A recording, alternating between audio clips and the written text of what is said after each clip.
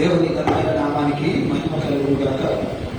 ఈ సాయంకాలం క్రీస్తు శ్రమానుభవ ధ్యాన ఉత్సవంలో పాల్గొనట కొరకై, దేవుణ్ణి ఆరాధించడం కొరకై ప్రభు మనకి ఇచ్చిన ఈ సమయాన్ని బట్టి దేవుణ్ణి స్తుతిస్తూ ఉన్నారు. హెర్మోన్ బ్యాప్టిస్ట్ సంఘం అంతటికి ఈ సమయంలో ప్రత్యక్ష ప్రసార మాధ్యమం ద్వారా దైవ వాక్యమును ధ్యానిస్తూ ఆరాధిస్తున్న వీళ్ళందరికీ ప్రత్యేకంగా ప్రభు నామంలో శుభములు తెలియజేస్తుండగా ప్రార్థనతో ఈ యొక్క ఆరాధన మనం ప్రారంభించుకుందాం. తల వచ్చి కలుసుకుందాం. మోకరించగలిగితే మోకరించి దేవుని సన్నిధిలో ఆయనను గలపరుచుకుందాం. ప్రతి ఒక్కరూ ప్రార్థన మనసులో దైవ సన్నిధిలో ఉంటుండగా ఈ సహవాసాన్ని దేవుని మనకి ఆశీర్వాదంగా చేయగలను మనం ప్రార్థన చేస్తాం. మహమ్మతుడ దైవల తండ్రి, నీకు వందనాలు చెల్లిస్తున్నాం. నీ నామాన్ని స్తుతిస్తూ మహిమపరుస్తూ ఉన్నాం. ఈ దినమంతా మీ సన్నిధి మాతో ఉంచారు. మార్చి మాసము 29వ తారీఖున ఈ 2021వ సంవత్సరం క్రీస్తు శ్రమానుభవ ధ్యాన కూర్చుల్లో పాల్గొనడం కొరకే మీరు మాకు ఇచ్చిన ఈ భాగ్యం కొరకే నీకు వందనాలు చెల్లిస్తున్నాం. నిన్న దినం మఠలాల వరకు ఆరాధన జరిపించుకోవడానికి యేసు ప్రభు యెరూషలేము జయప్రవేశం చేసిన సందర్భాన్ని, అందులోని సత్యాన్ని, సందేశాన్ని మేము ధ్యానం చేసిన ప్రభు నీకు వందనాలు. హెర్మోన్ బ్యాప్టిస్ట్ సంఘంగా మీరు మాకు ఇచ్చిన ఈ భాగ్యం కొరకే నీకు వందనాలు చెల్లిస్తూ ఉన్నాం. నిన్ను స్తుతిస్తూ ఉన్నాం, నిన్ను మహిమపరుస్తూ ఉన్నాం. ఆయన సంఘం అంతటిని బట్టి నీకు వందనాలు. ఈ సమయాన్ని, ఈ సహవాసాన్ని మాకు ఆశీర్వాదకరంగా జరిగించమని ప్రార్థన చేస్తున్నాం. ఆయన మరి విద్యుత్తును వాతావరణాన్ని స్వాధీనం పెట్టుకోండి. గానపతి గానంతో నేను కీర్తించబోతుండగా వైర్ బృందాన్ని మీరు ఆశీర్వదించమని ప్రార్థన చేస్తున్నాం. వైద్య బృందాన్ని మీరు ఆశీర్వదించమని ప్రార్థన చేస్తున్నాం. ఆయన మరి ఈ ధ్యాన కుటుంబంలో నీ వాక్యం అందించబోతున్నా ఆయన నీ సేవకులందరిని బట్టి నీకు వందనాలు చెల్లిస్తున్నాం. ఈ రోజు హెర్మోన్ బాప్టిస్ట్ చర్చ్ తొలూరులో సేవ చేస్తున్న పాస్టర్ జె రమేష్ నీ వాక్యాన్ని అందించబోతుండగా దేవాలయం యొక్క విశిష్టత గురించి లూకా సువార్తల నుంచి నేను ధ్యానం చేయబోతుండగా మీరు మమ్మల్ని దర్శించమని ప్రార్థన చేస్తున్నాం, దీవించమని ప్రార్థన చేస్తున్నాం.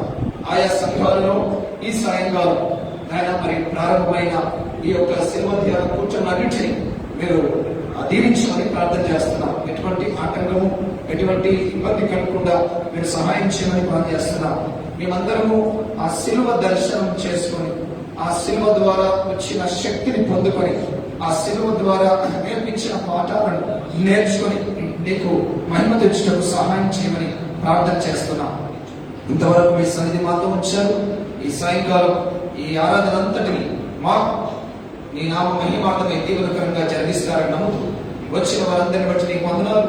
వస్తున్న వారిని బట్టి కూడా మీ నామంలో ప్రార్థన చేస్తుండగా మహిమ, ఘనత, ప్రభావం ఆరోపించుకోండి. ఈ పాషన్ మీ గుడ్ ఫ్రైడే, ఈస్టర్ ఆరాధనన్నింటినీ మా దీవెనకరంగా, మీ నామానికి మహిమకరంగా, జయకరంగా జరిగించుటకు సాధారణ గెలిపే శక్తులను మీరు బంధించమని, ఏ ఆటంకం లేకుండా సహాయం చేయమని మేమందరం నీ వాక్యమును ధ్యానిస్తూ ఉండగా ప్రార్థిస్తున్న వారు, వాక్యం చదువుతున్న వారందరి బట్టి కూడా నీకు వందనాలు చెల్లిస్తూ యేసు నామమున ప్రార్థించి వేడుకుంటున్నాం తండ్రి, ఆమేన్. దేవునికి మహిమ కలుగును గాక. ఈ సాయంకాలం ఈ యొక్క ఆరాధనలో భాగంగా మనం దేవుణ్ణి స్తుతిస్తూ ఉండగా మొదట ఆశ్చర్యమైన ప్రేమ, కల్వరి ప్రేమ అనే పాటను పాడుతూ దేవుణ్ణి స్తుతిస్తాం. వారి బృందం మన కొరకు పాటలు పాడుతుండగా వారితో కలిసి మనం పాడి దేవుని మహిమపరుచుకుంటాం.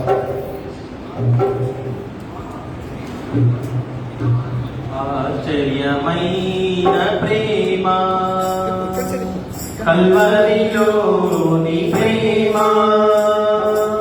మరణము కన్నా బలమైన ప్రేమది నన్ను జయించే నీ ప్రేమ, మరణము కన్నా బలమైన ప్రేమది నన్ను జయించే నీ ప్రేమ, పరమును వీడిన ప్రేమ, ధరణిలో పాపిని వెదకిన ప్రేమ, పరమును వీడిన ప్రేమ,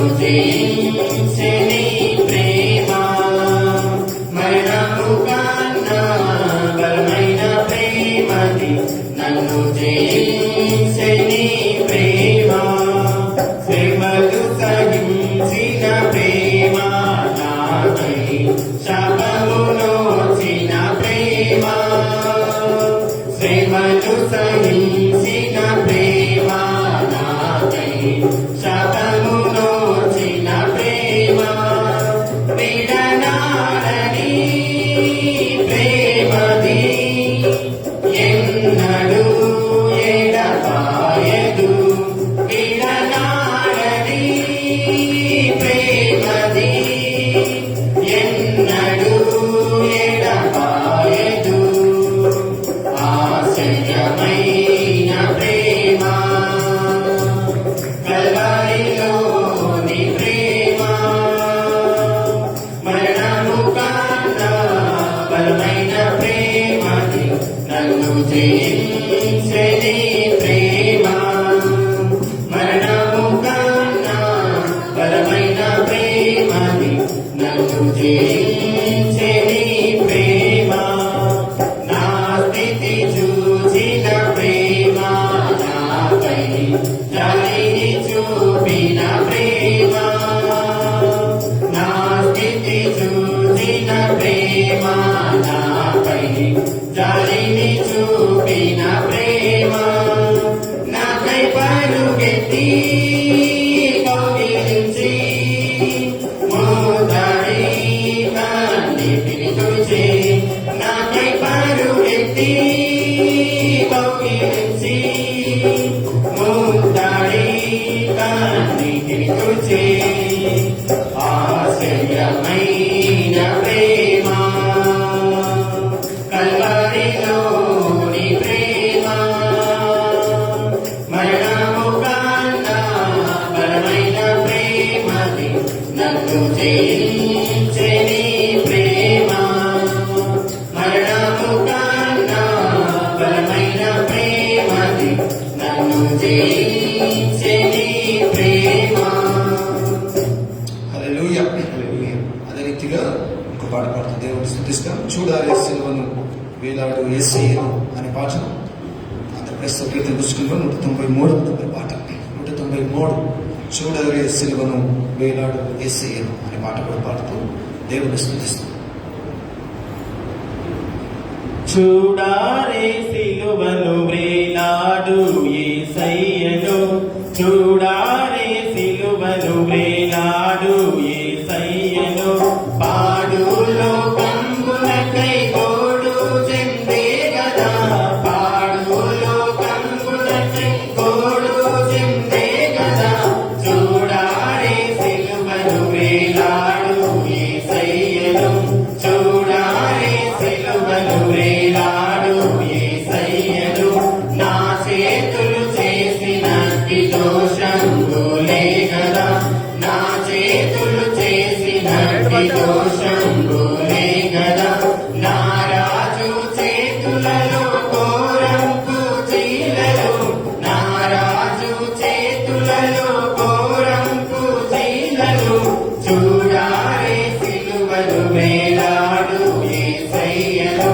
చూడారే సిలువను వేలాడు యేసయ్యను దురితంపు తలపులే పరమ గురుని శిరముపై దురితంపు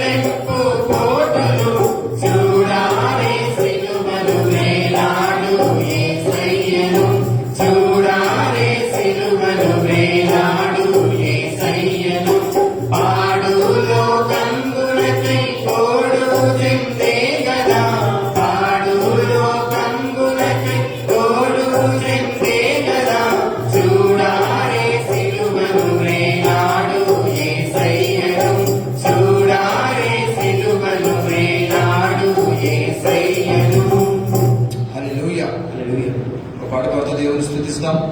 యేసుని ప్రేమను నేమారకను ఎప్పుడు తలచవే ఓ మనస అనే పాటను ఆంధ్ర క్రైస్తవ కీర్తన పుస్తకంలో నుండి 173వ నంబర్ పాట 173వ నంబర్ పాటను పాడుతూ మనం దేవుణ్ణి ఆరాధించుకుందాం, దేవుణ్ణి కీర్తించుకుందాం. ఆ కీర్తన పుస్తకం ఉన్న వారందరూ కూడా వారితో కలిసి మనకు వచ్చిన పాటలు పాడుతుండగా దేవుణ్ణి కనపరుచుకుందాం. యేసుని ప్రేమను నే మారకను నేప్పుడు తలచవే ఓ మనసా. యేసుని ప్రేమను నే మారకను నేప్పుడు తలచవే ఓ మనసా. వాసిగనాగని వరనామాంబును వదలక పొగడవే ఓ మనసా. యేసుని ప్రేమను నే మారకను నేప్పుడు తలచవే ఓ మనసా. పాపుల కొరకై ప్రాణము పెట్టిన ప్రభునిల తలచవే ఓ మనసా. పాపుల కొరకై ప్రాణము పెట్టిన ప్రభునిల తలచవే ఓ మనసా. శాపమునంతయు చక్కలలోచిన శాంతుని పొగడవే ఓ మనసా. యేసుని ప్రేమను నే మారకను నేప్పుడు తలచవే ఓ మనసా. కష్టములలో మన కండగలుండిన కర్తను తలచవే ఓ మనసా. కష్టములలో మన కండగలుండిన కర్తను తలచవే ఓ మనసా. నష్టములన్నీయు నరచిన యాకులు శ్రేష్ఠుని పొగడవే ఓ మనసా. యేసుని ప్రేమను నే మారకను నేప్పుడు తలచవే ఓ మనసా. మరణ తరిని మన శరణుగనుండెను మాన్యుని తలచవే ఓ మనసా. మరణ తరిని మన శరణుగనుండెను మాన్యుని తలచవే ఓ మనసా. కరుణను మనక నీటిని నుడిచిన కర్తను పొగడవే ఓ మనసా. యేసుని ప్రేమను నే మారకను నేప్పుడు తలచవే ఓ మనసా. ప్రార్థనలు విని ఫలములను సగిన ప్రభునిక తలచవే ఓ మనసా. ప్రార్థనలు విని ఫలములను సగిన ప్రభునిక తలచవే ఓ మనసా. వర్తన కోరుచు శ్రేష్టతో నిండిన వంద్యుని పొగడవే ఓ మనసా. యేసుని ప్రేమను నే మారకను నేప్పుడు తలచవే ఓ మనసా. వంచన వేగ వరములను సగిన వరదుని తలచవే ఓ మనసా. వంచన వేగ వరములను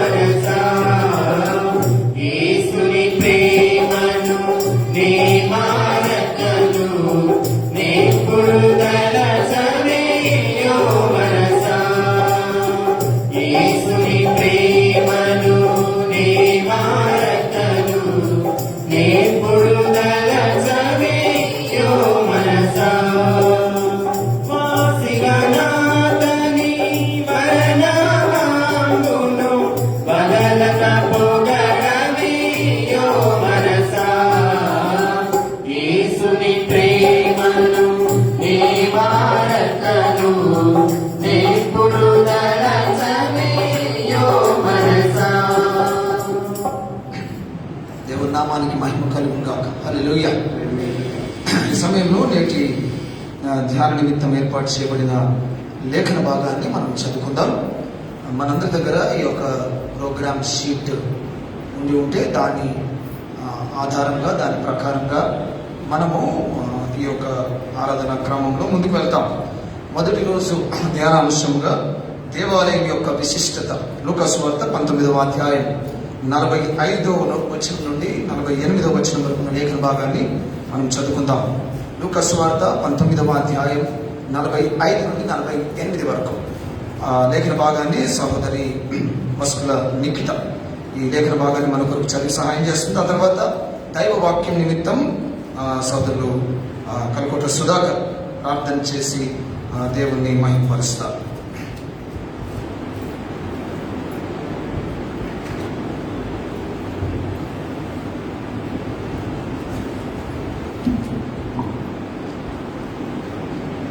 ఈ రోజుకి ఏర్పరచుకున్న లేఖన భాగము లూకాసు వార్త 19వ అధ్యాయం 45 నుండి 48వ వచనం వరకు చదువుతున్నాం.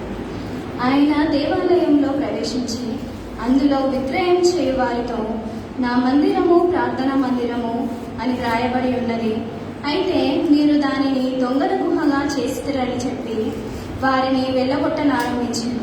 ఆయన ప్రతిదినమును దేవాలయంలో బోధించుచున్నప్పుడు ప్రధాన యాజకులను, శాస్త్రులను, ప్రజలలో ప్రధానులను ఆయనను నాశనం చేయచూచుచుండిరి. గాని ప్రజలందరూ ఆయన వాక్యమును వినుటకు ఆయనను హత్తుకొని ఉండిరి కనుక ఏమి చేయవలనో వారికి తోచలేదు. దేవుడి వాక్యమును హృదయంలో ఫలింపజేయుగాక.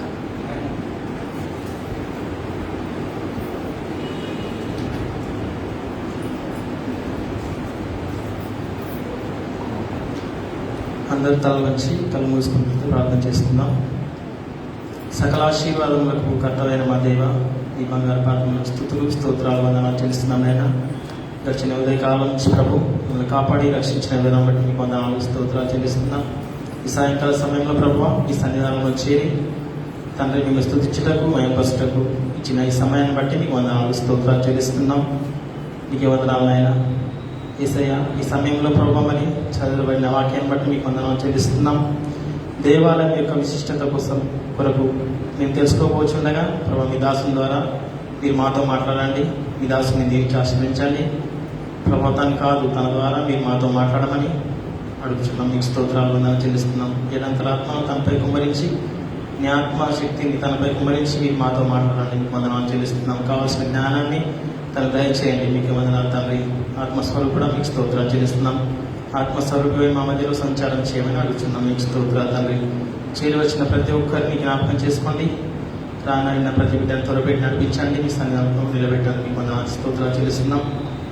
ఈ ఆరాధనంతా దీవెనకరంగా మహిమకరంగా ప్రభావ మీకు మహిమకరంగా జరుగుటకు మీకు చూపించమని, ఈ ఆరాధనంతా దీవెనకరంగా జరిగించమని, మమ్మల్ని ప్రభావ దీవెనతలో ఎంపీ ప్రభావ మమ్మల్ని క్షేమంగా మళ్ళీ మా గృహాలు చేర్చమని మా రక్షకుడైన యేసునామమున అడుగుచున్నాం తండ్రి. ఆమేన్. ఈ సమయంలో ఇంకొక పాట పాడుతూ దేవుని మహిమపరుచుకుందాం. ఆంధ్ర క్రైస్తవ కీర్తన పుస్తకంలో నుంచి ఎంతో వింత ఎంతో చింత అనే పాఠం 191వ నంబర్ పాఠం పాడుకుంటూ మనం దేవుణ్ణి స్తుతించుకుందాం. కీర్తన పుస్తకం ఉన్న వారందరూ కూడా ఈ పాట వారు పాడుతుండగా మనం దేవుని మహిమపరుచుకుందాం. 191 ఎంతో వింత ఎంతో చింత యేసునాథు మరణమంతా అని పాట పాడుకుందాం.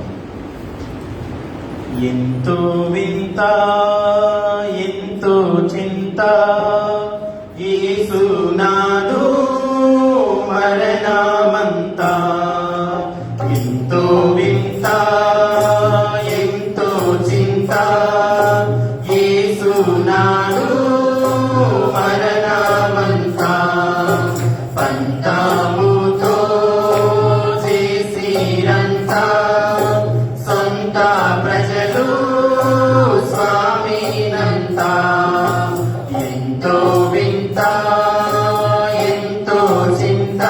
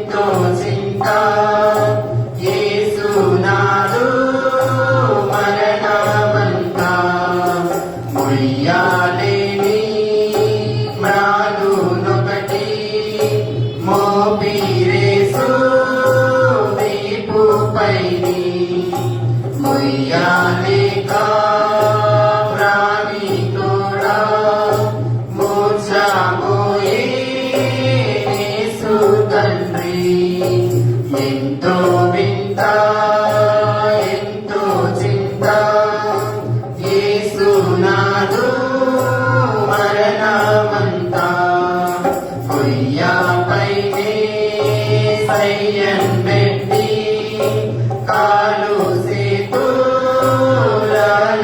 జీరల్ కఠినులంతా కూడి కొట్టిరి ఘోరముగా క్రీస్తేసున్ బట్టి ఎంతో చింత ఎంతో చింత యేసునాదు మరణమంతా దాహము గోదా చేదు చిరట ద్రావానిడిని ద్రోహులకట రాత్రి ప్రజల బాధ కూర్చి ధన్యుడనివి కేకేనహమా ఎంతో వింత ఎంతో చింత యేసునాదు మరణమంతా మల్లేముతో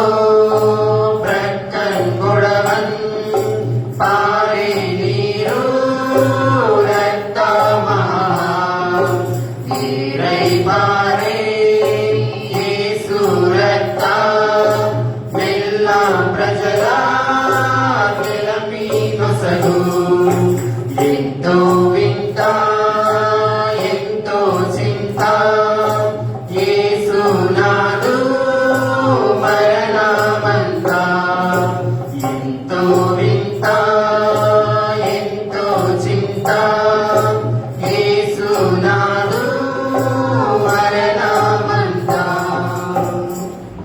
దేవునికి మహిమ కలుగును గాక. హల్లెలూయా.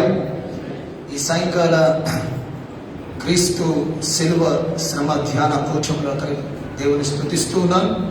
ఈ యొక్క సహవాసంలో పాల్గొన్న మీ అందరిని బట్టి ప్రభుకి మహిమ కలుగును గాక.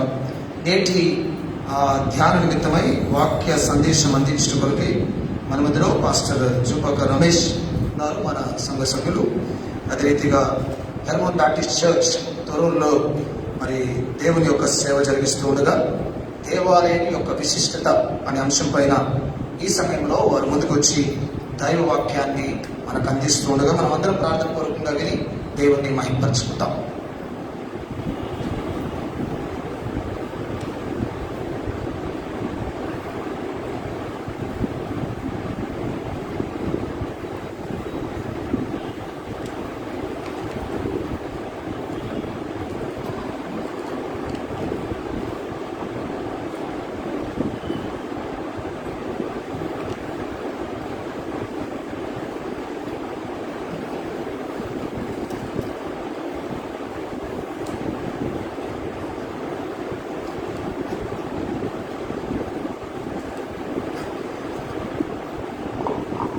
దేవుని పరిశుద్ధ నామానికి వందనాలు.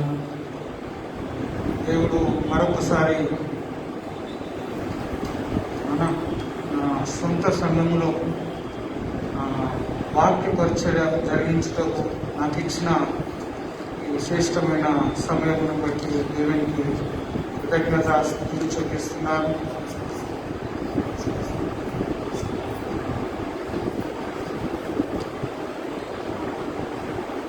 అల్పుడను ఎన్నిక లేని వాడిని దేవుడు నన్ను నిలబెట్టుకొని ఈ విధంగా వాడుకుంటున్న రీతిని బట్టి వందనాలు.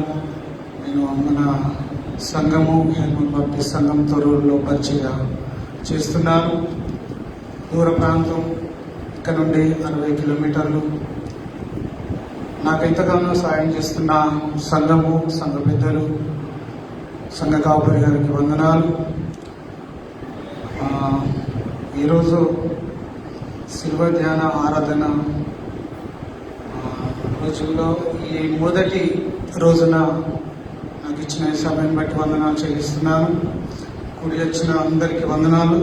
ముఖ్యంగా సంఘ కాపురి గారికి, సంఘ పెద్దలకు, సంఘస్థులకు అందరికీ నా హృదయపూర్వకంగా వందనాలు చెల్లిస్తున్నాను. వాక్యము చదవగా విన్నాము. లూకాసు వార్త 19వ అధ్యాయము 45 నుండి 48 వచనాల గల లేఖన భాగము మనం చదువుకున్నాము, విన్నాము. ఇందులో ఈ 3 వచనాల గల లేఖన భాగంలో 3 మాటలు ఇందులో రాయబడి ఉన్నాయి. ఈ లూకా సువార్తలో రాయబడిన మాటలు ఇంకా మిగతా 2 సువార్తలలో రాయబడినది. మార్కు సువార్త, మత్తయి సువార్తలో రాయబడినది. మరి ముఖ్యంగా ఇక్కడ చూసినట్లయితే 45వ వచనంలో ఆయన దేవాలయంలో ప్రవేశించి అందులో విక్రయము చేయువారితో నా మందిరము ప్రార్థన మందిరము అని రాయబడి ఉన్నది. అయితే దానిని దొంగల గుహగా చేసిరని చేసిరని చెప్పి వారిని వెళ్ళగొట్ట ఆరంభించింది. హల్లెలూయా, హల్లెలూయా. ఇక్కడ చదివిన లేఖన భాగంలో చూసినట్లయితే యేసు ప్రభుల వారు దేవాలయంలో ప్రవేశించడం జరిగింది. అంటే ఈ దేవాలయం ఎక్కడ ఉన్నదంటే యెరూషలేములో ఉన్నది. యెరూషలేములో ఆనాడు సొలొమోను రాజు కట్టించిన దేవాలయం. ఆ దేవాలయము దేవుని ప్రజలకు ఆరాధించే దేవాలయముగా అక్కడ యెరూషలేములో ఆ దేవాలయం ఉన్నది. ఆ దేవాలయముకు యేసు ప్రభుల వారు పోయి ఏమంటున్నాడంటే నా మందిరము ప్రార్థన మందిరం అని యేసు ప్రభు అంటున్నాడు. ఈ మాటను జాగ్రత్తగా గమనించినట్లయితే ఆ మాట అనడానికి కారణం ఏమై ఉన్నదంటే చూస్తే అక్కడ వారు అక్కడున్న వారు ఎవరు? పరిసయ్యులు, శాస్త్రులు ఉన్నారు. వారందరూ కలిసి ఏం చేస్తున్నారంటే అక్కడ ఏం చేస్తున్నారు? దొంగల గుహగా చేసిరని ఇక్కడ దేవుని వాక్యం సెలవిస్తున్నారు. అయితే వీరు దానిని దొంగల గుహగా చేసిరని చెప్పి వారిని వెళ్ళగొట్ట నారంభించాను. హల్లెలూయా. అంటే ఇక్కడ యేసు ప్రభు కోపమును చూస్తున్నాం. ఏం చూస్తున్నాం? ఇక్కడ యేసు ప్రభును కోపం చూస్తున్నాం. ఎప్పుడు యేసు ప్రభు క్షమిస్తాడు? ఏం చేసినా ఏమన్నాడు? మనము ప్రార్థనకు పోయినా ఏమన్నాడు? మనం మన ఇష్టానుసారంగా జీవించినా ఏమన్నాడు అని మనం అనుకుంటాం. అదే సంఘటన ఇక్కడ జరిగింది. ఏమైంది? యేసు ప్రభు అంటున్న మాట ఏంటంటే నా మందిరము ప్రార్థన మందిరం, కానీ మీరేం చేస్తున్నారు? దొంగల గుహగా చేస్తున్నారు. హల్లెలూయా. దొంగల గుహగా చేస్తున్నారు. మనము పెట్టిన సమయానికి రాము.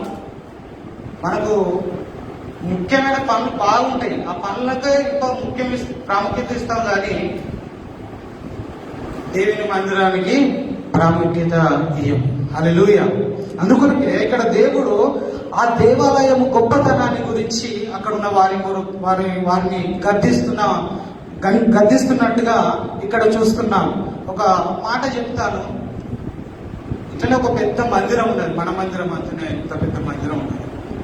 ఆ మందిరంలో ఆరాధన జరుగుతుంది. ఆ మందిరంలో ఆరాధన జరుగుతా అంటే అయ్యగారు వాక్యం చెప్తాను.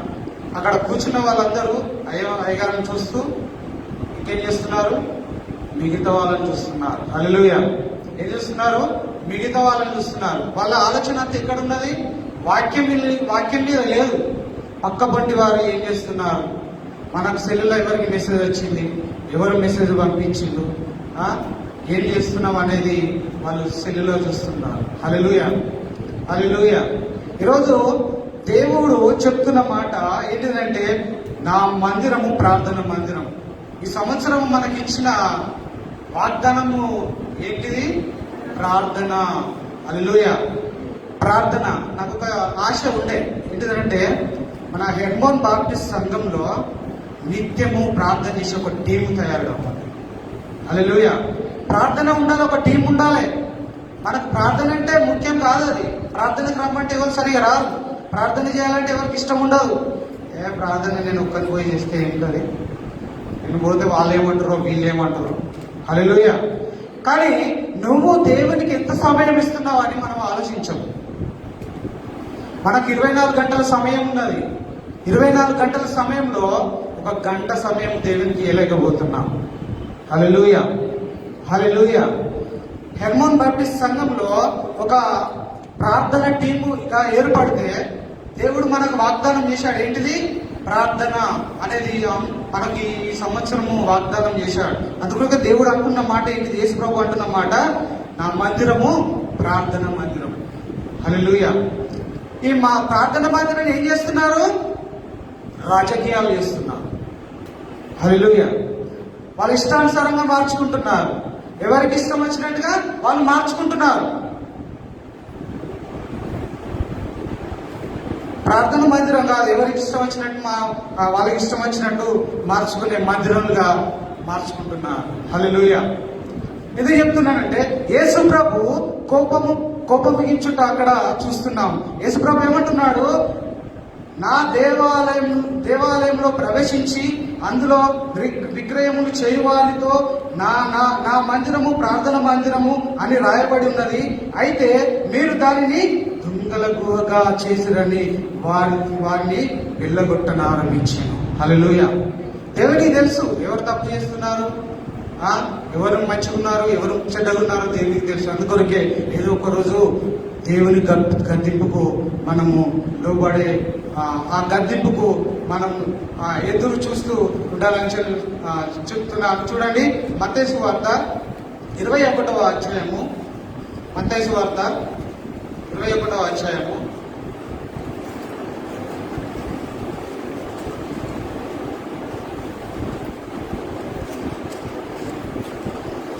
మత్తయి సువార్త 21వ అధ్యాయం నుండి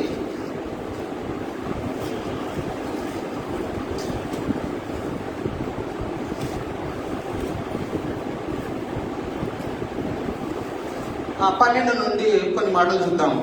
యేసు దేవాలయంలో ప్రవేశించి విక్రయములు చేయు వారిని అందరినీ వెలగొట్టి రుకాలు మార్చు వారిని, వారి బల్లలను గువ్వలను, వారి బలిపీఠములను పడద్రోసి. హల్లెలూయా. ఏమంటున్నాడు? పడద్రోయబడింది. హల్లెలూయా. ఎవరైతే యేసు ప్రభుకు ఇష్టంగా జీవించకపోతే, ఎవరైతే ఆ ప్రార్థన సమయానికి ఆ సమయమును ఇవ్వకపోతే, ఎవరైతే దేవునికి ప్రాముఖ్యత ఇవ్వకపోతే దేవుడు ఏం చేస్తాడంటే పడగొడతాడు. హల్లెలూయా. సౌలును చూస్తాం. ఏ సౌలు?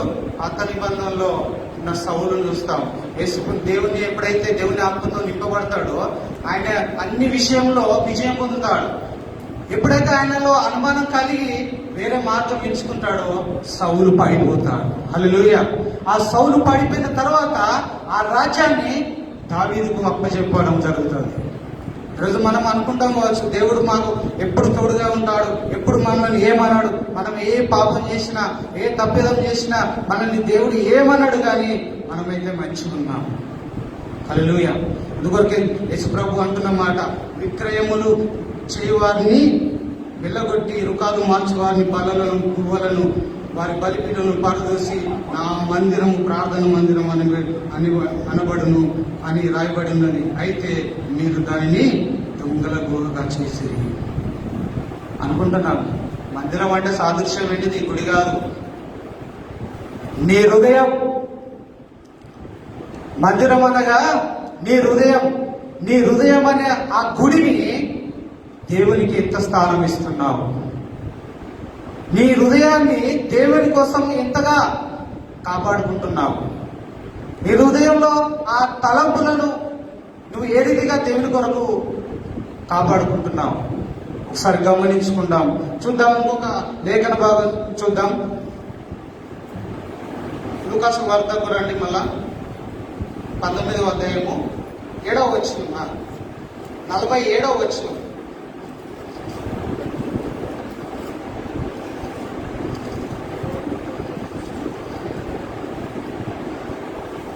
47వ వచనం. ఆయన ప్రతిదినము దేవాలయంలో బోధించినప్పుడు ప్రధానులను శాస్త్రులను ప్రజల్లో ప్రధానులు ఆయనను నాశనము చేయ చూచుచుండిరి. కానీ ప్రజలందరూ ఆయన వాక్యమును వినుటకు ఆయనను హత్తుకొని ఉండిరి గనక ఏమీ చేయనులక వారికి తోచలేదు. హల్లెలూయా. ఇక్కడ చూసినట్లయితే మొదటగా దేవుడు అంటున్న మాట ప్రార్థన మందిరం, ప్రార్థనకు సమయాన్ని కేటాయించాలి. రెండవదిగా ఏంటిదనంటే చూస్తే రెండవది ఇక్కడ ఇద్దరు గురించి రాయబడింది, ప్రధానులను, శాస్త్రులను, ప్రజలు, ముగ్గురు గురించి రాయబడి ఉన్నది. హల్లెలూయా. ఎవరెవరు ఉన్నారట? మంచివారు ఉన్నారు, చెడ్డవారు ఉన్నారు, గొప్పవారు ఉన్నారు. ఎందరు ఉన్నారు? మంచివారు ఉన్నారు, చెడ్డవారు ఉన్నారు, గొప్పవారు ఉన్నారు. ధనికులు ఉన్నారు, మధ్యతరగతుల వారు ఉన్నారు, మరీ పేదలైన వారు ఉన్నారు. అందుకొరకే ప్రజలందరూ ఆయన వాక్యము వినుటకు ఆయనను హత్తుకొని ఉండ్రి కనుక ఏమీ చేయనులక వారికి తోచలేదు. అందుకొరకే దేవుని సన్నిధిలో మనం ఎప్పుడు ప్రార్థన చేస్తే సాధారణ గారికి ఏం చేయాలో వారికి తోచదు. అనుకుంటాడు, ఏదో చేయాలనుకుంటాడు, కానీ ఏం చేయరు. అదే ఇప్పుడు చెప్పిన సంఘటన, 200 మంది కూర్చున్నారు, ప్రార్థన జరుగుతుంది. ఒక కాడ ఆరాధన జరుగుతుంటే ఆ ఆరాధనలో ఒక్కరే ప్రార్థన వాక్యము, ప్రార్థన మీద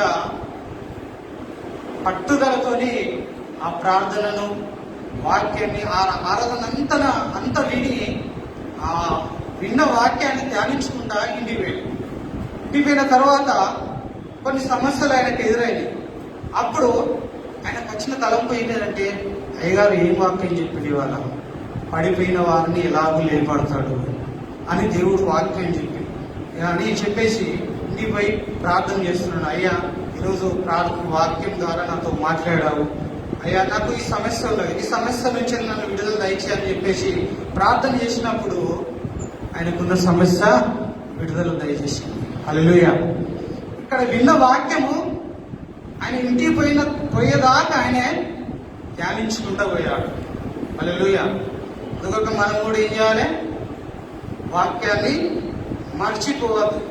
అందుకొరక దేవుని వాక్యం సెలవిస్తున్నది, నా మందిరము ప్రార్థన మందిరము అని రాయబడి ఉన్నది. ప్రార్థన మందిరానికి వస్తున్నాము, ప్రార్థన చేస్తున్నాము, కానీ ఎంతగా మనం నిలకడగా ఉంటున్నాం. అందుకొరక ఆయన వాక్యం సెలవిస్తున్నది, ఆయన ప్రతిదినము దేవాలయంలో బోధించుచున్నప్పుడు, హల్లెలూయా, ప్రతిదినము దేవాలయంలో బోధించుచున్నప్పుడు, ప్రతిదినము మనం దేవుని సన్నిధిలో గడపాలి, దేవుని వాక్యాన్ని ధ్యానించాలి, దేవుని పట్ల మనం ఒక ప్రణాళిక కలిగి ఉండాలి. అందుకొరకే దేవుడు చెప్తున్నాడు, నా మందిరము ప్రార్థన మందిరం అని మందిరం కొరకు ఆయన గొప్పతనాన్ని చెప్తున్నాడు. దేని గురించి? మందిరం గురించి గొప్పతనాన్ని చెప్తున్నాడు. ఈరోజు నీ హృదయమైన మందిరాన్ని నువ్వు మంచిగా కట్టుకుంటున్నావా, లేక దొంగల గుహగా చేస్తున్నావా? ఇక్కడ ఉన్నంతసేపు మంచిగా ఉంటావు, ఇంటికి పోయినాక దొంగల గుహ అయిపోతుంది. హల్లెలూయా. దొంగల గుహ అయిపోతుంది. గేటు దాటితే అర్థం, ఇది దేవాలయం కాదు. ఇంకొక ఒక పాట ఉన్నది, నా హృదయం దేవాలయం నీవు నివసించే దేవాలయం. ఈరోజు దేవుడు మన హృదయంలో నివసిస్తానని ఆశపడుతున్నాడు, కానీ దేవునికి మనము స్థానం ఇస్తలేము. హల్లెలూయా, హల్లెలూయా, హల్లెలూయా. ఎవరు గట్టిగా అంటలేరు? రమేష్ పాస్టర్. హల్లెలూయా, హల్లెలూయా. అయితే ఒక భక్తుడు అంటాడు, అయ్యా ఈ ఊకే హల్లెలూయా హల్లెలూయా ఎందుకు చెప్తారా అని అంటే, మేము 100 మందిలో 60 మందిని ఇద్దరు అయ్యా, ఒకవేళ వారు వాక్యం పోయినా హల్లెలూయా అంటే టక్కున మేలుకొని హల్లెలూయా హల్లెలూయా. అందుకొరకే దేవుడు వాక్యం చెప్పే సమయంలో మధ్యలో వాక్యం వినాలని నిద్ర చెప్తాంటు. హల్లెలూయా, హల్లెలూయా.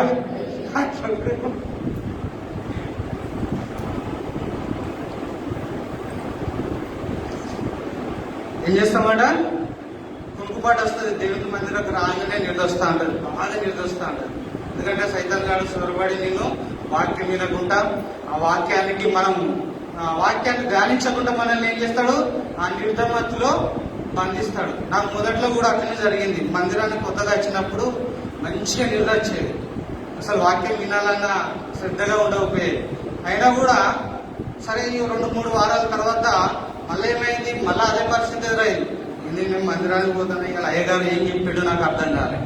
అది పోతాంటే కొంచెం వాక్యము అర్థమైంది.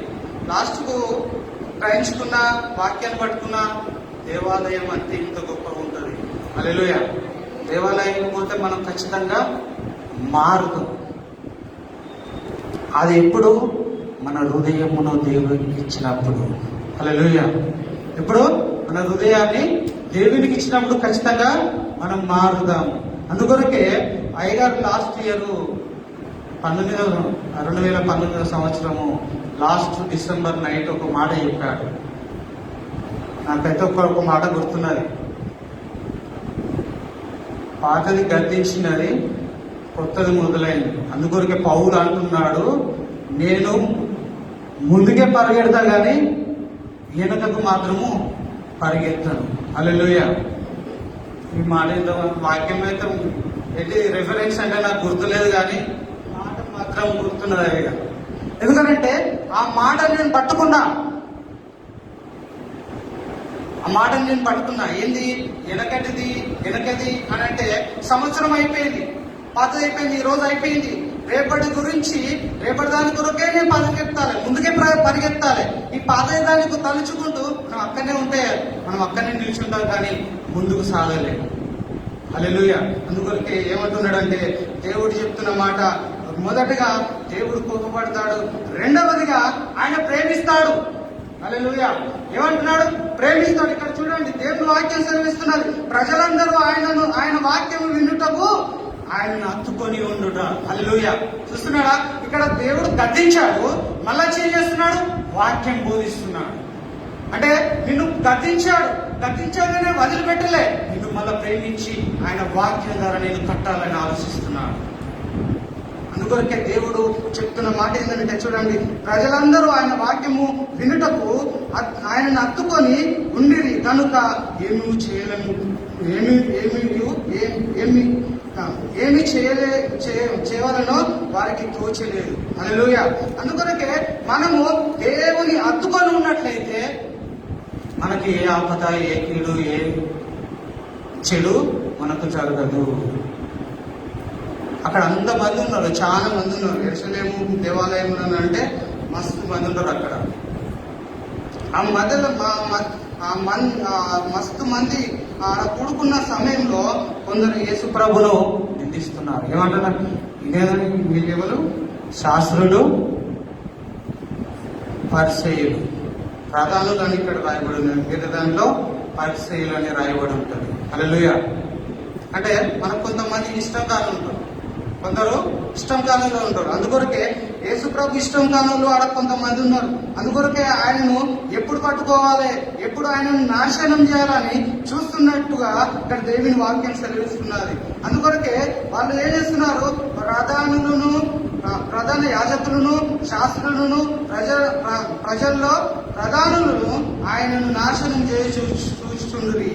కానీ ప్రజలందరూ ఆయన వాక్యము వినుటకు ఆయనను హత్తుకొని ఉండిరి కనుక ఏమి చేయలేక వారికి తోచలేదు. హల్లెలూయా. హల్లెలూయా. హల్లెలూయా.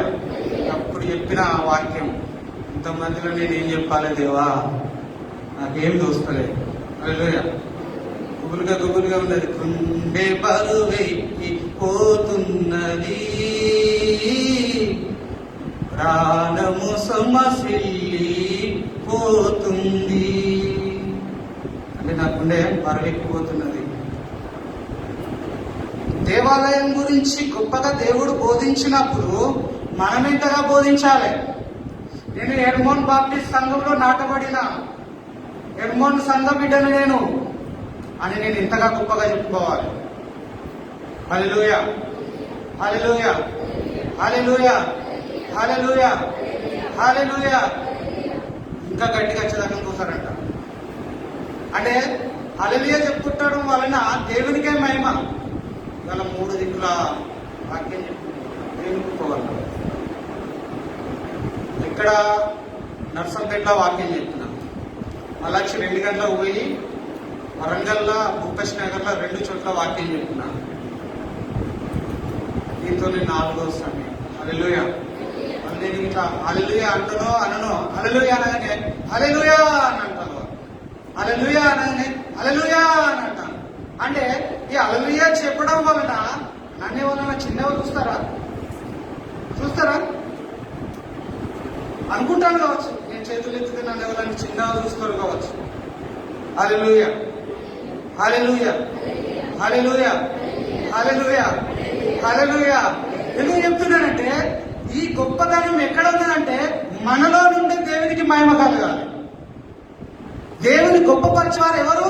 మనమే. అందుకొరకే దేవుడు అక్కడ అంటున్నమాట, నా మందిరము ప్రార్థన మందిరం అనబడింది. మందిరానికి వచ్చి చేతులెత్తి హల్లెలూయా చెప్పడానికి కూడా మనము భయపడతాం. రోజులు అయ్యారు హల్లెలూయా చెప్తలేరు, హల్లెలూయా అని ఇట్లే చెప్తారు. ఇట్లా చక్కగా లేవు సార్, లేపుదామా? హల్లెలూయా,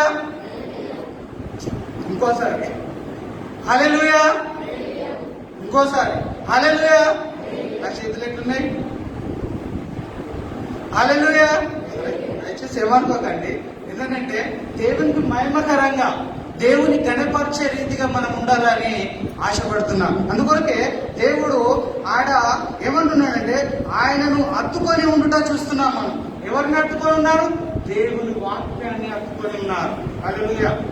ఏమున్నది అక్కడ? ఆయన చెప్పే వాక్యం మీద వాళ్ళు అత్తుకొని ఉన్నట్టుగా దేవుని వాక్యం సెలవిస్తున్నారు. ఈరోజు వాక్యం చదివే వాళ్ళు చాలా తక్కువ ఉన్నారు.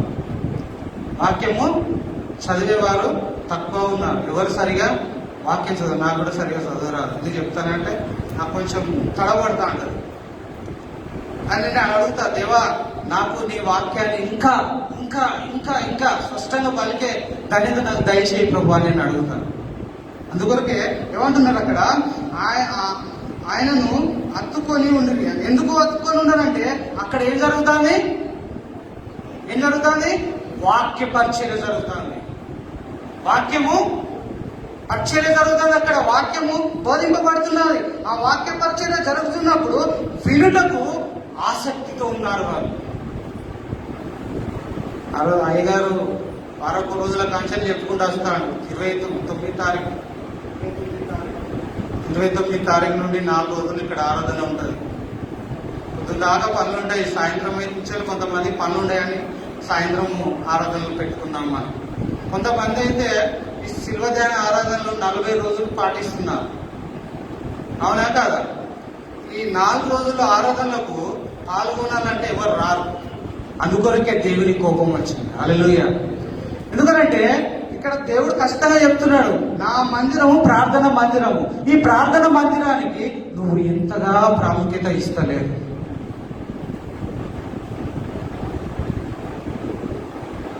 ఎంతగా ప్రాముఖ్యత ఇస్తలేరు. కాబట్టి దేవుడు చెప్తున్న మాట, యేసు ప్రభు చెప్తున్న మాట, ఆయన కోపం, ఆయన గద్దింపును చూస్తున్నాం మనం అక్కడ.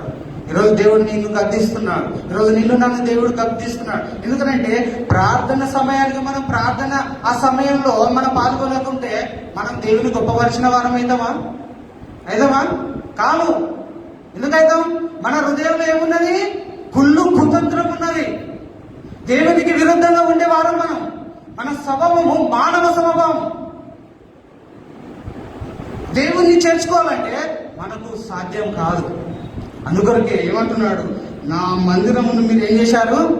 దొంగల గుహగా చేశారు. ఏం చేశారు? దొంగల గుహగా చేశారు. అందుకొరకే దేవుడు అంటున్నాడు, ఈరోజు దేవుడు నన్ను గద్దిస్తున్నాడు. నువ్వు నా మందిరాన్ని నువ్వు ఏం చేస్తున్నావు? ప్రార్థన మందిరము, నా ప్రార్థన మందిరంలో నువ్వు ఏం చేస్తున్నావు? ప్రార్థన చేస్తున్నావా? నీ మందిరాన్ని ఎలా కాపాడుకుంటున్నావా అని దేవుడు గద్దిస్తున్న మాటను మనం చూస్తున్నాం. అందుకొరకే దేవుని మాట కరెక్ట్ గా కనబడుతున్నది ఇక్కడ. ఏంటిది? నా మందిరము ప్రార్థన మందిరము. నా మందిరము ప్రార్థన మందిరము. అందుకొరకే దేవునికి సమయాన్ని మనము దొంగిలించిన వారం కాబట్టి ఏమంటున్నాడు ఇక్కడ? దొంగ అంటున్నాడు. ఏమంటున్నాడు?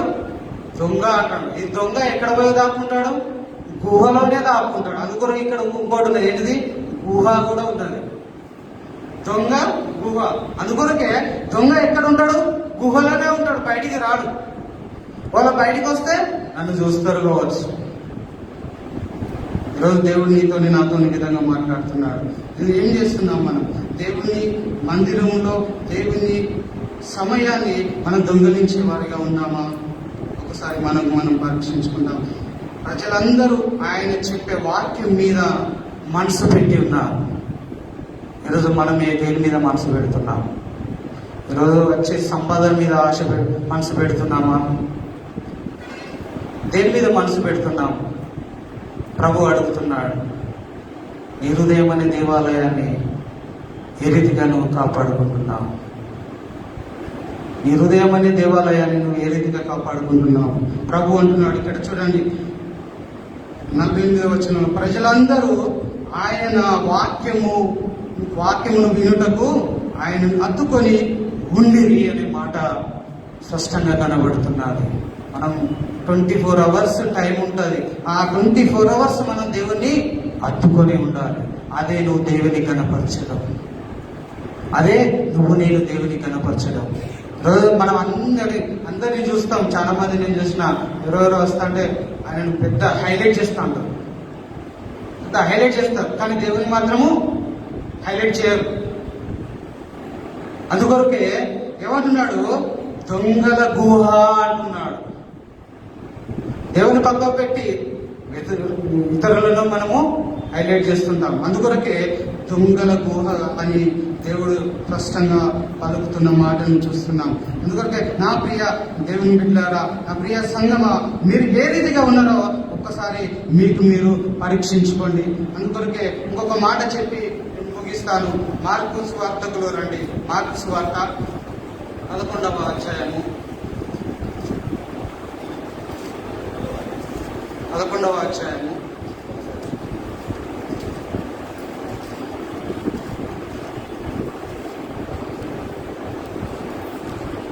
చూడండి. మార్కు సువార్త 11వ అధ్యాయము 16, 17 వచనాలు చదువుతాం. దేవాలయం గుండా ఏ పాత్రనైనను ఎవరిని తెలియకుండా మరియు ఆయన బోధించుచు, నా మందిరము సమస్తమైన అన్ని జనులకు ప్రార్థన మందిరం అనబడి రాయబడలేదా? అయితే మీరు దానిని దొంగల గుహగా చేసిరి. హల్లెలూయా. ఇక్కడ ఏమంటున్నాడు? మలుపుక మాట.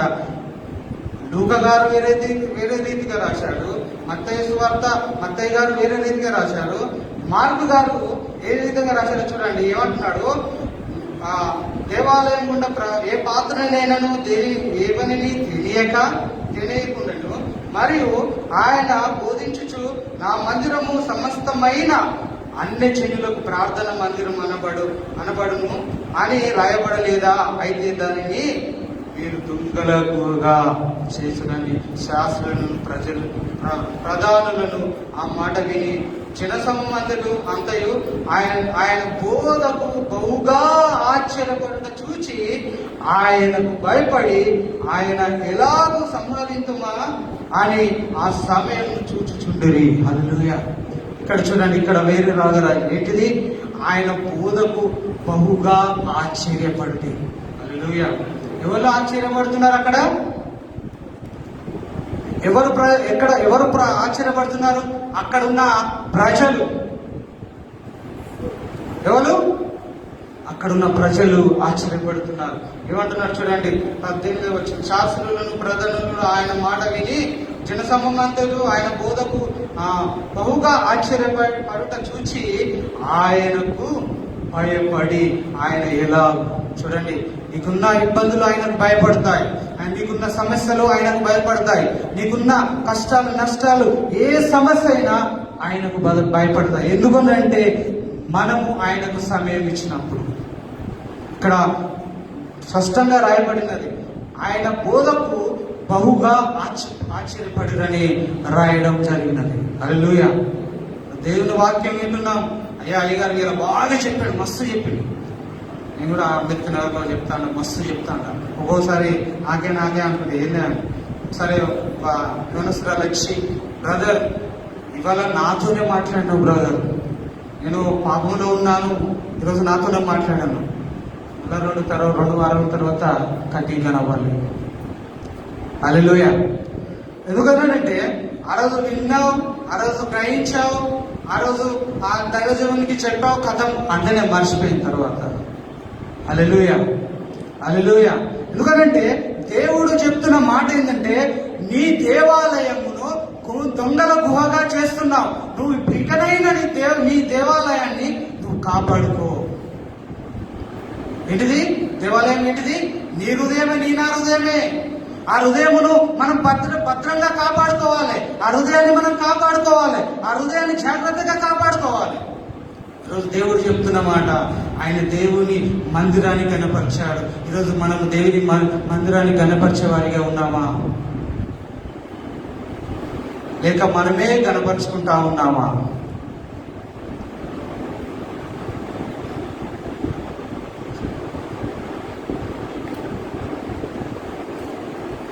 సరే, మంచిది. ఎలా ఉన్నాం ఒకసారి జ్ఞాపకం చేసుకుందాం. చూడండి, మళ్ళొకసారి చదువుతాను. ఆయన బోధకు బహుగా ఆశ్చర్యపడి పడుట చూచి ఆయనకు బడిపి భయపడి ఆయన ఎలాగూ సంహరిద్దామని ఆ సమయం చూచుచుండని. సాయంకాలం ఇక్కడ వరకు ఏమంటున్నారు అక్కడ? ఆయన భయపడి ఎవరికి భయపడ్డారు? ఎవరు భయపడ్డారు? శాస్త్రులు, ప్రధాన యాజకులు. హల్లెలూయా. ఇక్కడ ఏం చెప్తాను? ఫస్ట్ ఇద్దరు గురించి చెప్తానని అన్న, అవునా కదా? ఒక మాట చెప్పి నేను ముగిస్తాను. మన విశ్వాసంలో ఉన్న ప్రజల్లో 4 రకాల మనుషులు ఉంటారు. నాకు తెలిసిన విషయం అది. మొదటగా దేవుని నమ్ముతారు. నమ్మి ఆ రోజు వచ్చిన రోజే, అయ్యగారు ఈరోజు నాతో స్ఫూర్తిగా మాట్లాడారు, ఈరోజు నా జీవితంలో గొప్ప కార్యం జరిగిందని అంటారు. 1వ రకం మనిషి. 2వ రకం మనిషి ఆశ ఉంటుంది. దేవుని దగ్గరికి పోతే నాకు ఏమన్నా ఇస్తారా, దేవుడు ఏమన్నా నాకు చేస్తాడా, ఒకవేళ మందిరానికి పోతా అనుకుంటారు, పోతారు. సరే మంచిది, తన కొడుకుకో కోడలుకో పెళ్లి కావాలి, సరే మంచిది, ఆ కొడుకుకో కోడలకు గర్భం అంటే కొడుకు మనమడో కావాలి. అది జరిగిన తర్వాత మందిరానికి రావడము బంద్ చేస్తారు. ఇది 2వ రకం. 3వ రకం వాళ్ళు ఎట్లా అనంటే పండగ క్రైస్తవం. హల్లెలూయా. ఎందుకు చెప్తున్నానంటే, ప్రార్థన మందిరంలో ప్రార్థన జరుగుతాయని తెలుసు వాళ్ళకు. ఈ మందిరంలో ప్రార్థన అయ్యగారు అప్పుడప్పుడు అంటాడు, ప్రార్థన చేసుకుంటానికి ఎప్పుడైనా వచ్చి ప్రార్థన చేసుకోవచ్చు అంటాడు. హల్లెలూయా. ఈ మందిరము ప్రార్థన చేయడానికే ఉన్నది. మనం ప్రార్థన చేయడానికి మనము వీలు కాదు. ఇప్పుడు సంఘంలో ఏదైనా ఫెస్టివల్ జరిగితే, సంఘంలో ఎప్పుడైనా గొప్పగా ఆరాధనలు జరిగితే అప్పుడే కనపడతాం. ఇది 3వ రకం. 4వ రకం వాళ్ళు ఉండరు. ఎప్పుడంటే వాళ్ళు ఎప్పుడు వస్తారంటే పండుగ ఆరాధనలో చివరిలో వస్తారు. చివరిలో వచ్చేసి అటెండెంట్ చేసుకుంటారు. ఎప్పుడో లాస్ట్కి వచ్చి అయ్యగారు ప్రైజ్ రాడు. ఇప్పుడు వాక్యం అంతా అయిపోతుంది, అన్ని వీలుడు అయిపోతే లాస్ట్కి వచ్చి అయ్యగారు ప్రైజ్ అంటే అయ్యగారు కనపడాలి. పొద్దుదాకా పని ఉంటారు. కొంతమంది ఏమంటారు, ఆదివారం వచ్చింది అంటే మేము మందిరానికే పోతాం, 10:30 నుంచి వెళ్ళి 12 అయిపోతే అప్పుడు ఏదైనా పని చూసుకుంటాం. ఆ టైం దాకా మాకు వీలు కాదు అన్నట్టు. హల్లెలూయా. హల్లెలూయా. 4 రకాల మనుషులు మన క్రైస్తవ జీవితంలో, అంటే విశ్వాసంలో ఉన్నారు. అందుకొరికే ఏమంటున్నాడు దేవుడు? నీ హృదయాన్ని దొంగల గుహగా చేశాడు. ఏమంటున్నాడు?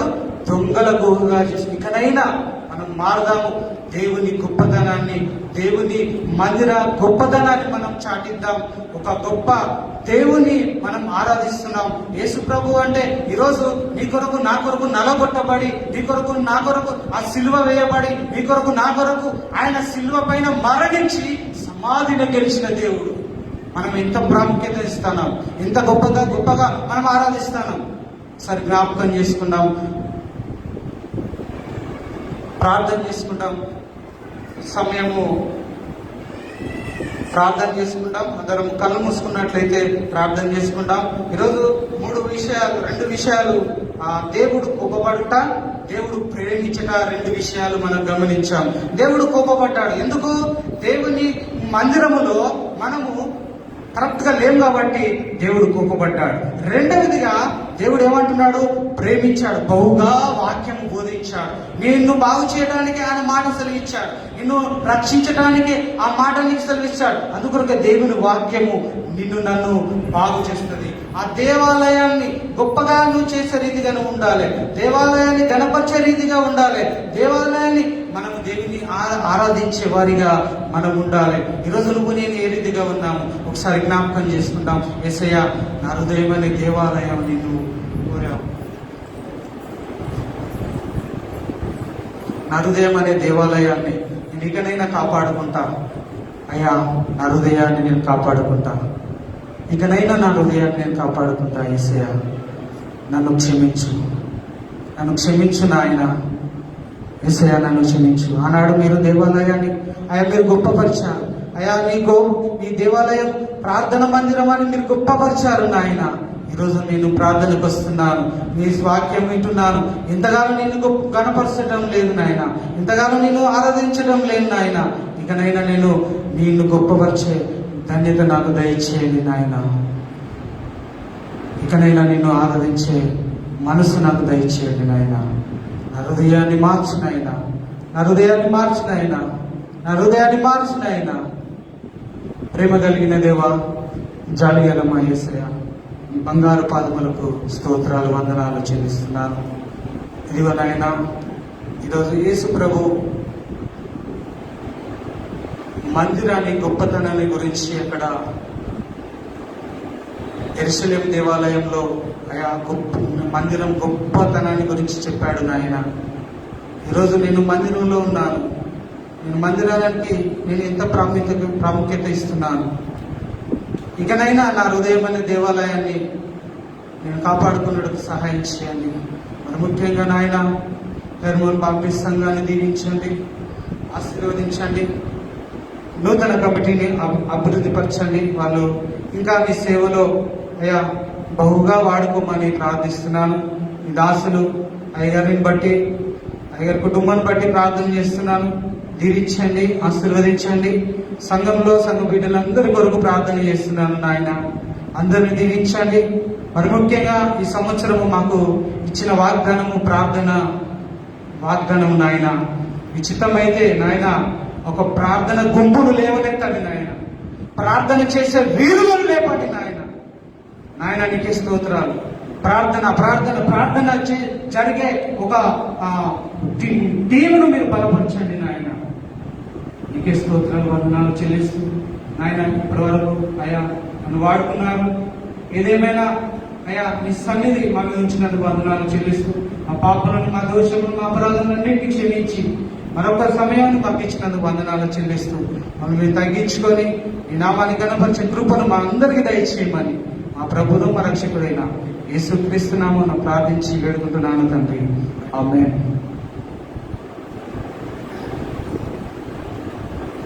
దేవుని గణనామానికి మహిమ కలుగును గాక. హల్లెలూయా. దేవాలయం యొక్క విశిష్టతను గురించి మరి దైవవాక్యం అందించిన పాస్టర్ రమేష్ గారిని బట్టి దేవుని స్తుతిస్తున్నాను. హెర్మన్ బాప్టిస్ట్ చర్చ్ తొర్రూరులో వారు మరి మన సంఘం తరఫున గ్రామీణ సేవలో సేవకులుగా పరిచయం చేస్తున్నారు. ప్రారంభంలో వారు చెప్పినట్టుగా చాలా దూరం ప్రయాణం చేయాలి. ప్రతి ఆదివారం పోను 60 కిలోమీటర్లు, 40 కిలోమీటర్లు, 120 కిలోమీటర్లు ప్రయాణం చేస్తారు. వారితో కలుపుతున్న బృందం అంతటికి కూడా వారందరి కోసం మనం ప్రార్థన చేయాలి. ఇప్పుడు కూడా గ్రామీణ సేవలో పాల్గొంటున్న సేవకులకు లేక ఆ టీంకి మన ప్రాంతంలో ఉండాలి. ఎందుకంటే ప్రయాణాలు చేస్తారు, దూర ప్రాంతానికి వెళ్తారు.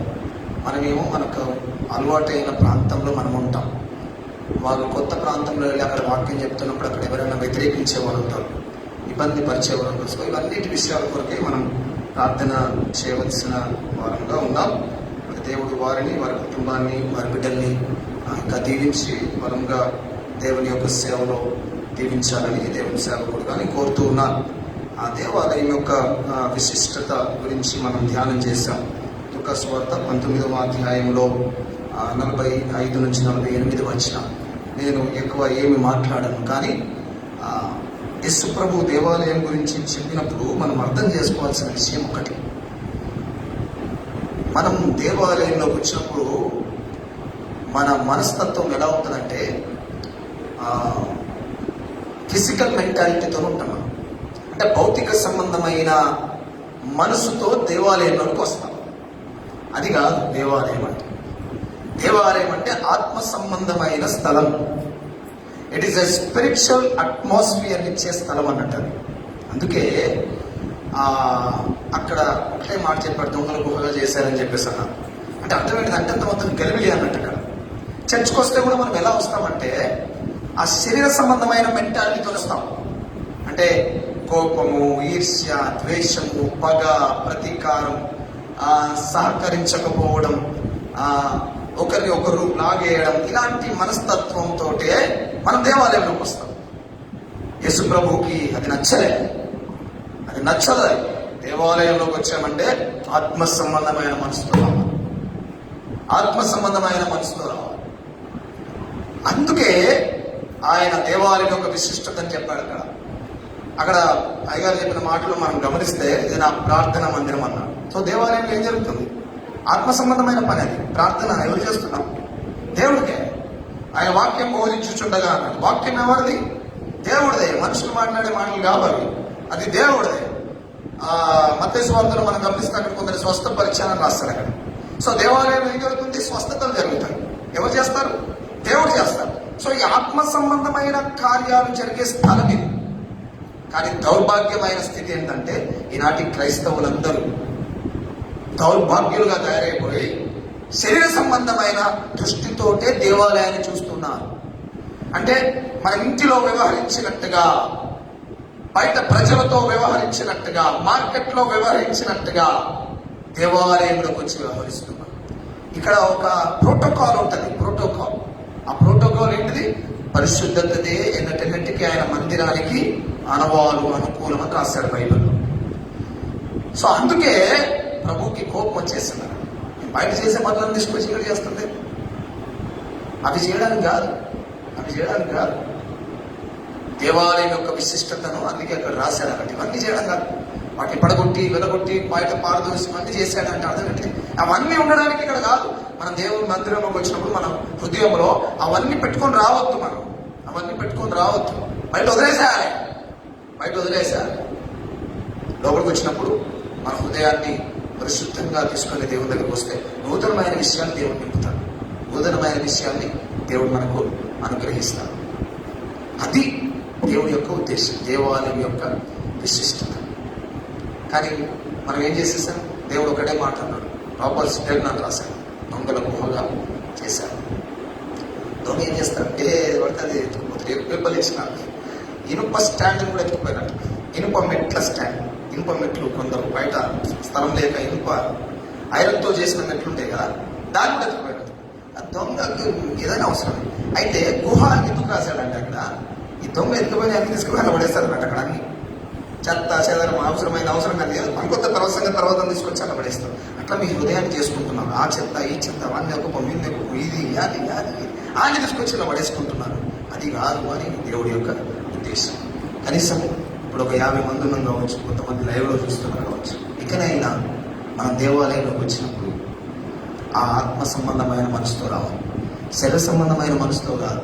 నిన్న వాళ్ళు వీడుంటే బాగుంటుంది, ఏముంటే బాగుంటుంది, ఇలాంటి ఈ రకమైన ఆలోచన చేయడానికి కాదు. మనం ఆయనకు సంబంధించిన వారు. అది ఆ ఫిజికల్ నేచర్తో చూడొద్దు దేవాలయాన్ని. ఫిజికల్ నేచర్తో అంటే భౌతిక సంబంధమైన దృష్టితో వ్యవహరించొద్దు, చూడొద్దు. ఇది ఆత్మ సంబంధమైన స్థలం. అందుకే ప్రభు అక్కడ ఆ కోపం వచ్చినారు. అక్కడ ఆ రకంగా ఆయన వ్యవహరించినారు. చిత్రం ఏమీ లేదు. ప్రపంచంలో 100% చర్చెస్లో అన్ని చర్చెస్ కూడా దొంగల గుహగా మారిపోయాయి. అంటే దొంగలు కాదు, దొంగతనం చేసేవారు అని కాదు. దొంగలు లాంటి వ్యవహారం. ప్రతి సామాను వాడు దొంగ ఇదే వాడు తెచ్చుకోవాలని అనుకోడు కదా, అన్ని కావాలి, అన్ని చేసుకొని పెట్టుకుంటాడు. అట్లాగే హృదయాన్ని ప్రతి విశ్వాసంగా తయారు చేసుకుంటున్నాడు. పవిత్రంగా ఉంచుకోలేకపోతున్నాడు. శరీర సంబంధమైన మనసుతో దేవాలయంలోకి వస్తున్నాడు. ప్రపంచమంతట్లో ఇదే జరుగుతుంది. అది ఉండకూడదు అని దేవుడు అంటున్నాడు. అందుకే నిన్న మనం వాక్యం లూకా సువార్తలోనే ధ్యానం చేస్తాం.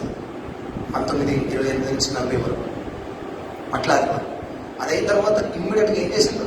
ఫస్ట్ డే ఏం జరిగింది? దేవాలయం.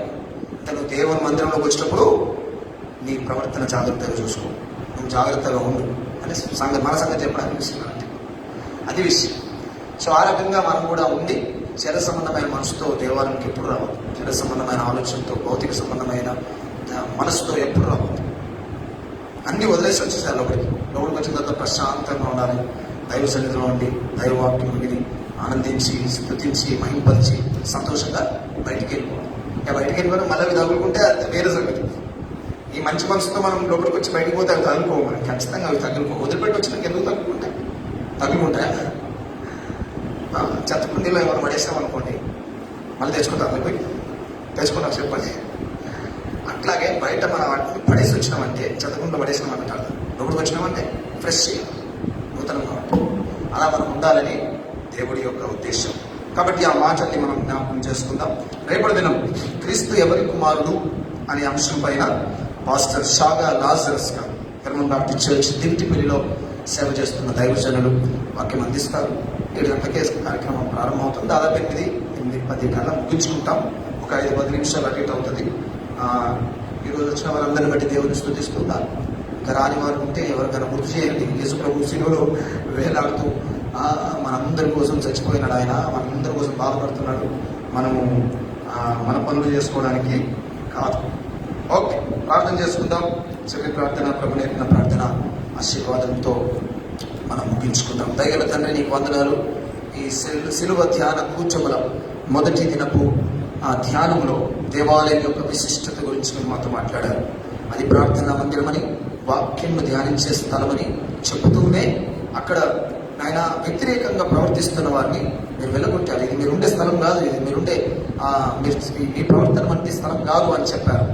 ఎందుకు చెప్తున్నారంటే, మరి శరీర సంబంధమైన మనసుతో మందిరంలోకి రావద్దు. దేవాలయం పరిశుద్ధమైన స్థలం, దైవ ప్రార్థనా స్థలం, దైవ వాక్యంను ధ్యానించే స్థలం, దైవాత్మను పొందుకునే స్థలం, స్వస్థతలు అద్భుతాలను పొందుకునే స్థలం. కాబట్టి ఆ స్పిరిట్తో మేము రావాలి. హ్యూమన్ ఫిజికల్ స్పిరిట్తో రావద్దు, ఆ స్పిరిచువల్ స్పిరిట్తో రావాలని మీరు మాకు బోధించారు ప్రభు. మేము ఈ మాటను గుర్తు చేసుకుంటే చాలాసార్లు ఆ భారం మోసుకొని వస్తూ ఉంటాం. దుఃఖం మోసుకొని, కష్టం మోసుకొని ఉంటాయి. మనిషికి బాధలు ఎవరిలో ఉంటాయి. దేవుని దగ్గరకు వచ్చి కుమ్మరిస్తారు, తప్పులేదు. కానీ శరీర సంబంధమైన దృక్బోధంతోనే మేము మందిరంలోకి వస్తూ ఉంటాం. ఈర్ష, ద్వేషం, కోపం, ఒళ్ళు, కుతంత్రం, ఇవన్నీ ఆలోచనలతో, ప్రేమించలేని తత్వం, మోసగించే తత్వం ఏమైనా కావచ్చు, ఈ మనసుతో వస్తాం. అది నీకు ఇష్టం లేదు. అలాంటి వారిని పడగొడతాం, పారదోలుతాం. అది నీకు ఇష్టం లేదని చెప్పారు. కాబట్టి మాలో అలాంటివి ఏమైనా ఉంటే తీసేయండి. ఎక్కడైనా ఒక మూలలో ఉన్నా తీసేయండి ప్రభు. ఆత్మ సంబంధమైన మనసుతోటి రావాలి. మీ సంధికి వచ్చినప్పుడు చెప్పండి. వాక్యం అందించిన పాస్టర్ రమేష్ గారిని బట్టి వందనాలు. వారి కుటుంబాన్ని, పిల్లల్ని దీవించండి. పరీక్షని దూరంలో చేస్తుండగా గొప్పగా ఆశీర్వదించండి. ఆ ప్రాంతంలో స్థలాన్ని కొని మందిరం కట్టే విషయంలో కూడా మీరు సహాయం చేస్తారని నమ్ముతూ అక్కడ సంఘాన్ని, అక్కడ మన విశ్వాసాన్ని మీరు దీవించండి, మైండ్ పొందండి. స్థానిక హెర్మన్ బాప్టిస్ట్ చర్చ్ వందనాలు. ఈ సాయంకాలం పాల్గొన్న బిడ్డలందరినీ బట్టి, పెద్దలు కావచ్చు, స్త్రీలు, పురుషులు, చిన్న బిడ్డలు, ఎవరి బిడ్డలు పాల్గొన్నారు, దీవించండి. ఆయన కొన్ని ఆంక్షలు ఉన్నప్పటికీ మేము రీతిగా పాల్గొనే అవకాశం వచ్చింది. అందరి బట్టి మేము స్తుతిస్తున్నాం, మైండ్ పరుస్తున్నాం. నిశ్చితమైతే ఈ కార్యక్రమాలన్నీ సాఫీగా జరుగుతూ ఇష్టం ఆరాధన కూడా మేము సంతోషంగా జరుపుకుని కృపనిస్తారని దయించండి. మా గృహాలకు వెళ్తుండగా క్షేమంగా చేరుకొని నేను మైపరిచే కృపని బట్టి ఎవరైనా ఏ ఇరుకులు, ఇబ్బందులు, మనసాయసంతో ఉండి ఆయన మరి నిద్ర పట్టిన పరిస్థితుల్లో ఉంటే, దుఃఖంలో, బాధలో ఉంటే వారిని కనికరించండి, కృప చూపండి. ఈ రాత్రి మంచి విశ్రాంతిని దయచేస్తారని, నూతన బలమిస్తారని నమ్ముతూ మమ్మల్ని మేము తగ్గించుకుంటూ మీ నామం హెచ్చిస్తూ యేసు నామమున ప్రార్థిస్తున్నాము తండ్రి, ఆమేన్. పరలోకమందున్న మా తండ్రి, మీ నామం పరిశుద్ధ పరచబడును గాక, మీ రాజ్యం మాకు వచ్చును గాక, ఈ చిత్తం పరలోకమందు ఎలాగో అలాగే భూమి మీద నెరవేరును గాక. కావలసిన అనుదిన ఆహారం మేము మాకు దయచేయము. మరణశ్రమం క్షమించిన ప్రకారం మరణమును క్షమించము. శోధనలోనికి తేకాకీని తప్పించము. ఎందుకంటే రాజ్యం, బలము, మహిమ నిరంతరము నీవే ఉన్నాయి తండ్రి, ఆమేన్. మన పరమ తండ్రి అయిన దేవుని యొక్క ప్రేమ, ఆయన ప్రియకుమారుడైన యేసుక్రీస్తుల వారి యొక్క కృప, పరిశుద్ధాత్మ దేవుని యొక్క సహవాసము, సమాధానం మనకందరికీ, సకల పరిశుద్ధులకు, సంఘమంతటికి ఇప్పుడు ఎల్లప్పుడు సదాకాలంతో ఉండును గాక, ఆమేన్.